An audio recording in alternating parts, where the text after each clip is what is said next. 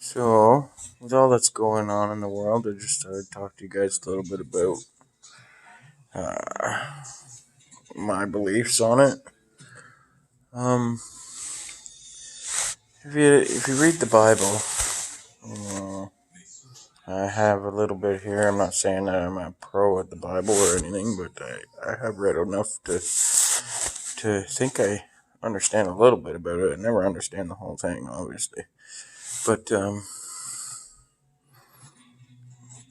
God has no beginning, no middle, no end. He's, he doesn't isn't confined by time like us. Um, Now, in the Bible, it says in the end days there will be war, there will be plague, there will be corruption at all levels of authority. Um, um, all kinds of stuff in there that's happened in this world that since people have said it's the end of times in the early 70s. A lot of people believe that it took 18 months for or whatever, a year and a half, or a little over a year and a half or something, 7 years for the plagues and all that. But, like I said, God is not bound by time. So, who's to say it hasn't started in the early 70s or in Vietnam or the early or like 1900s when the First World War started? Who's to say that wasn't the beginning of it? There's something to think about there, guys. If God isn't bound by time, then it's all on His time, not ours. So there's a lot we don't understand about the Bible, and there's a lot I don't understand about the Bible. But if you look at this last century up till this last 2 decades, it has unfolded in our Bible. Everybody's Bible. Just pick up a Bible and read it.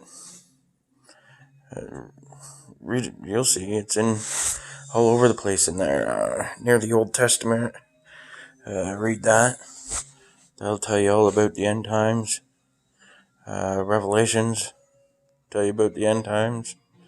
A little bit about it. I don't know. It's not as dry and boring as everybody thinks it is. Because I know when you first start reading the Bible, Genesis is really dry and boring.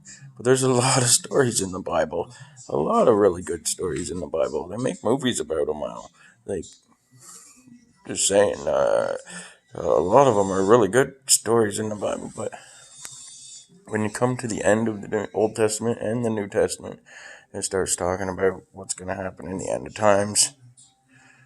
And if you read it, we're gone through most of it. Just a little food for thought, guys. Think about that. And maybe pick up a Bible. Read it for yourself if you don't believe me. This is a book that was written, the New Testament was written over 2,000 years ago. So the Old Testament's older than that. Think about that, guys. Predicting that 3,000, 4,000 years ago. But as everybody else, I'm worried about work and worried about this and that. But I put my faith in God that He will get me through this, and already the government's stepping up, so that's going to make it a little easier on everybody with that emergency fund for $2,000 a month plus your EI. That'll help supplement the ease of your bills. And if it is the end of times, I look forward to meeting my Maker and